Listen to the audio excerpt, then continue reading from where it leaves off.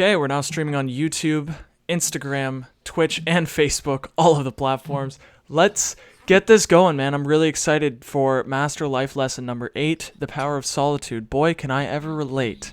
I'm gonna press record in 3, 2, 1. Leaders and healers, gamers and claimers, ladies and gentlemen, welcome to the Power, Purpose, and Passion podcast. I'm your host, Anthony Cheam, speaker, life coach, trainer, friend, everything you want me to be help you, to give to you, to love you, where you are, whether you're suffering, whether you're having the greatest time of your life, you're here to learn life lessons, you're here to learn principles and practices to enhance your life. So ultimately, you can show up as the best and better version of yourself, claim your power, clarify your purpose, cultivate your deepest passions, and ultimately inspire others to do the exact same. Again, this is the Power, Purpose, and Passion podcast. Thank you for joining us wherever you are, in your car, at home, whether you're at work or listening passively or actively on Instagram or any of the platforms we have. If you like this show, please share it, like it, comment, ask questions. We're here to support you, to support your spiritual, physical, mental, emotional growth, and give you the best of what we've got, what we've learned for the past, my journey over the past 15, 20 years of being in this industry and elevating myself and learning more about life, learning more about myself as a human being, and being able to really experience life at the deepest, most profound levels, and grow into the highest version of myself and give to others. So how you doing, my friend Cam? What's going on, man? I'm doing really, really good. You and I just had a crazy conversation that lasted a lot longer than I thought it would. It was just, if people are wondering, it was about inspiration, purpose, following your heart, and also knowing that you're on the right path. Because you're not always going to have a great time while trying to become a better person. It's not an easy thing. And a lot of people revert back to their old behavior because it's difficult, or because, their old friends are like, hey, what are you doing? Why are you so fake? Why are you changing? And all the time, So you're not always going to get an insane amount of validation for trying to become more. So, what Anthony assured me is that I'm on the right path. I'm doing the right thing. It's not easy, but that is the way. The obstacle is the way. We had an whole episode about that one. And then we ended on solitude and really going within and understanding your own nature. And what Buddha sat under a tree for a few days. It's like, honestly, I really do believe that if I was to sit under a tree for a few days, I would not be the same human being. But I really don't want to do that. That sounds like really difficult. Pretty intense. Yeah, but that's an intense amount of solitude. But just imagine, going in your room for 30 minutes a day and just really, you take it away, Anthony. This isn't my show. No. But listen, I have to say, if you're on a journey, whether it be a business journey or a spiritual journey or a relationship journey, whatever journey, there's going to be pain. There's going to be suffering. There's going to be angst. There's going to be feelings of frustration and anger and rage. That's okay. That's part of the journey. In fact, the deeper you get into this stuff of self-improvement or spirituality, I remember one spiritual director here saying to me, if you haven't taken one of your books or one of your courses and literally wanted to take that book or what you've read in it and throw it across the room and say, I don't get it, or this is too hard, then you're probably not on the right path, because you're really understanding it, because there's a part of you that's understanding it that says, let go of that old you. But the old you is trying to hang on to this old you. That's like the ego holding on to control. And what we don't realize as human beings is this: we have a lot less control than we actually give ourselves credit for, because we're not busy beating our own hearts. We're not busy digesting our food. We're not in control of the weather. We're not in control of what other people do at work or at home. We're not in control of our kids. We're not in control of our wife or husband or spouse or husband or wife or boyfriend, girlfriend, or our boss or our employees. We're not in control of any of that stuff. What we are in control of we talked about yesterday, is our attitude. But sometimes there are times when our attitude is very, very, very low. And that's when we got to go into this thing called solitude and the power of it. Master Life Lesson number 8, the power of solitude. And I must say, this is to a lot of people watching or listening to this show, this is a lot of counterintuitive for a lot of North Americans, especially because we grew up in a society to be overproductive, to prove ourselves, to go to school, to get as much education, to enhance our skills. And don't get me wrong, I promote that. I'm a living embodiment of that. I'm always learning and growing, trying out different things and learning new things and creating new things. Don't get me wrong, that's part of life too. But we don't put enough emphasis on going into silence and solitude and just being, and just going to a place where we're okay with feeling down. We're okay with feeling bored. It's okay to feel bored. I tell my kids all the time, I'm bored. It's okay. It's okay. And I don't go just all the time, just tell them, like, hey, go do something. I'll say it's okay to be bored. It's okay to just chill and relax and enjoy. You don't have to be doing something all the time. It's okay to go in solitude. In fact, I would be pressed to say, and I would challenge you to argue this, that one of the life's greatest teachers, other than suffering and love, is silence and solitude. Here's my challenge to people watching the show. Tonight or the next 3 or 4 days, I challenge you for 30 minutes just to go in a place where you're not doing anything. There's no agenda, and just sit in solitude by yourself and close your eyes if you want to call it meditation, but just solitude where you're by yourself and just sit and be okay with just sitting and being in that moment as you are, breathing, observing, thinking, reflecting, examining, whatever it might be. And you'll realize the tension, it is absolute agony for people because they have to be doing something. I have to be doing something. And so we have to sort of turn that off, train ourselves to be okay with being in solitude. And what I've discovered is, here's one of the tangible benefits of doing that. You return to your studies or your work or your relationships way more free and liberated, way more focused and light and more present to your work. And you're able to get more done actually in less time because you're not stressing over all this stuff and driving yourself crazy over what your to-do list and all these things. Don't get me wrong, those are important. These are practical things that we're telling you to do. But I can tell you, going into solitude is one of the most important things, the most profound things the gifts you can give yourself every single day. There's even being a man. I remember hearing a story of initiation from boys to men. And what they do with these boys, they take them through these trials. They take them through these like challenges. And when they finish the challenges, they take them into this cave, and they're not this dark cave to be by themselves. And they won't let them come out until they've learned how to cry, how to learn to cry on their own and be okay with being alone and being okay with feeling the feelings of sadness or loneliness by themselves. And being okay with crying and being okay with having a conscious rant and and telling yourself the truth and just being by yourself and just yelling out to the universe and saying, I don't like my life. I'm not feeling good about my life. In fact, the conversation that Cam and I had prior to this podcast was all about telling yourself the truth. How are you really doing without this positive psychology getting in the way? And don't get me wrong, positive psychology can help you and enhance your life, no doubt. I'm a big believer in that, but it can help you only so far. It's also good to go deep into your negativity and to see what's there, to go into your darkness, see what's there. And part of that is actually going into solitude. Now, we talked about love and suffering being eternal dance partners, but that the more suffering there is, there's going to be more love. But the more love you're going to experience, the more there's going to be more suffering. And that's just how the game is played. And so here's the problem with suffering, though. A lot of people that suffer become cynical about life.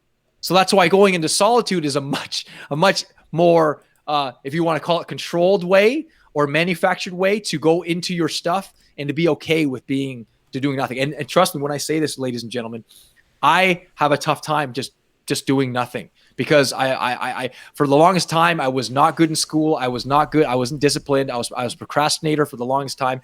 Now I take pride in me being a man of action, taking control of my life, writing books, doing this, doing that, experiencing this, achieving this, attaining that height of success or whatever it might be. I'm still like that. I honor that, but there's also a dark side to that because I've experienced burnout. I've almost experienced to the point where I had a nervous breakdown a few times. And so I'm a lot more aware of going, wait a second, I'm going too hard now. I'm feeling my body and my mind and my heart just tired and exhausted. I'm more subtly aware of those signs and signals of being exhausted and feeling like I'm going to get sick or whatever it might be.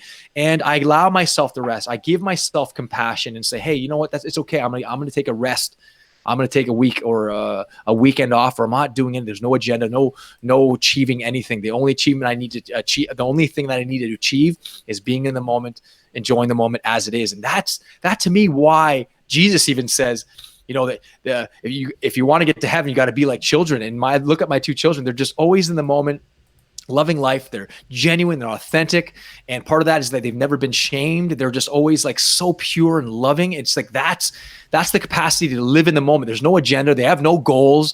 They don't know about spiritual texts and dogmas. There's none of that. They're living embodiments of what it means to be humans, living in this world as spiritual beings. They don't even use that language. They just live it and breathe it. And I remember hearing one pastor say a long time ago, he said something along the lines of, preach the gospel, and if you must use words. So living and breathing it each and every single day, so that and part of that helping you do that is to go into your solitude, going into stillness, going into silence. If you want to read a book that will change your life, it's definitely by Eckhart Tolle, Power of Now, or New Earth. It will change your perspective on the power of being in this moment. And it's such a simple thing to understand. But we got to sort of untrain our mind, our monkey mind, into thinking that we got to be doing something in order to be worthy of something or be worthy of love. And for the longest time, and I still have my ego tell me, my inner cynic tell me that I got to do something in order to be worthy of love. You are already worthy of love. You're here. It's okay that when you're doing nothing, that's okay. You're giving yourself the gift, compassion. And I remember just recently, and if you're listening to this, Kyle, he listens to it in his car on his ride home. He downloads it from his iTunes. And he says, he gave me this great metaphor. He says, I know the difference between sympathy and empathy. And he said, if a person was in a hole, sympathizing with somebody would just be looking down in the hole and saying, hey, are you okay down there? And the empathy and compassion is going into the hole with them. So what I'm asking you to do is this: imagine you're your own best friend, and you're stressed, you're tired, you're exhausted, you're depressed, you're sad. Be your own best friend. Go into your own hole and give yourself the gift of compassion and of empathy, and saying it's okay to feel this way. You're going to be all right. And the more you go deep into your places where you're starving and you're frustrated, and I've used this metaphor before, going into your darkness, exiting one door, and then before entering a new door, staying in that hallway of confusion and remaining there. That's that desert experience. The dark night of the soul is what one saint said, and staying there. And that's where, as I heard one say, the more you can go into your darkness and be okay with being by yourself, the more you're going to find God, the more you're going to find deep love, the more you're going to find your place of peace and serenity and equanimity, and you'll be able to return to your to-do lists or your work or your whatever you were meant to do on this planet with much more precision and care and gentleness. What do you think there, Cam? I absolutely agree. The more you can rid yourself of your agenda, the more, I don't know. It's like the way I see it is I have a whiteboard here, and there's a ton of things written on it, and I don't really have room to like create much because it's just so full. Okay. If I was to erase at least half the board, I can then choose to draw whatever I want, and I have a blank slate. You know, it's like shaking the Etch-a-Sketch, like restarting, and that's, I'd say, my next step, which we didn't really touch on during our conversation before the show, would be to take a break, to not, just for once, just to not, not think, not have an agenda. And I think what that will do is, going back, I'll have a lot more perspective. I'll have a fresh mind. And I think it'll really help. That's pretty much it. So what steps would you have people take at the end of this show? Like what would be your step-by-step do this master life lesson number? Well, to give you an idea, before I give any steps or, step-by-step approach to actually doing this. And it's kind of oxymoron that we say, hey, here's your goal for going into solitude. We just told you to get rid of your agenda. So, but the point, Yeah, true. but the point is that, the more, for me anyway, I'm at a stage in my life, and I don't believe I'm better than anybody in terms of wisdom. I just may have disciplined myself a little bit more than most people. And I honestly feel like the more I learn, the more I grow, the more humble I am, the more I realize I don't know. And the more I go into my solitude, into my darkness, the more silence and still, the more I enjoy it and more comfortable I am. And here's the other thing that I found.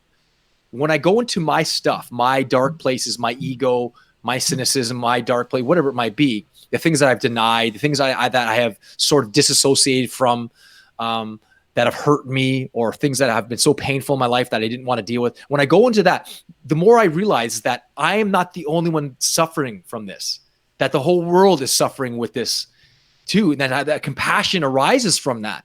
That when I meet someone that's acting out of sorts or acting angrily, I honestly, I find myself less judging the person and going, wow, this person's hurting right now.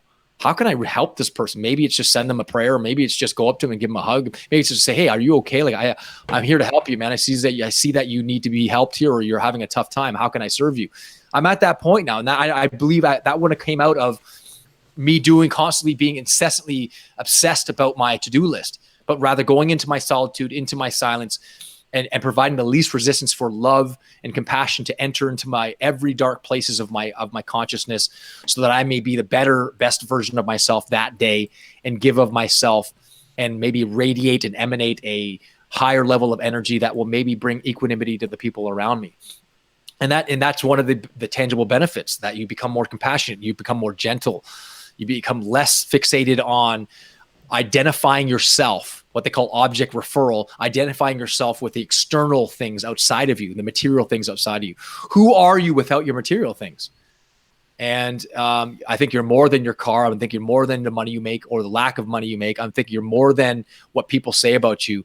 If you want to say from a metaphysical point of view, you are divine love, an instrument of it, and that's who you are. And your only obligation in life is to discover your uniqueness, your unique path, your own delivery system to exude and portray that instrument or that love through whatever path you're supposed to be on, whatever action.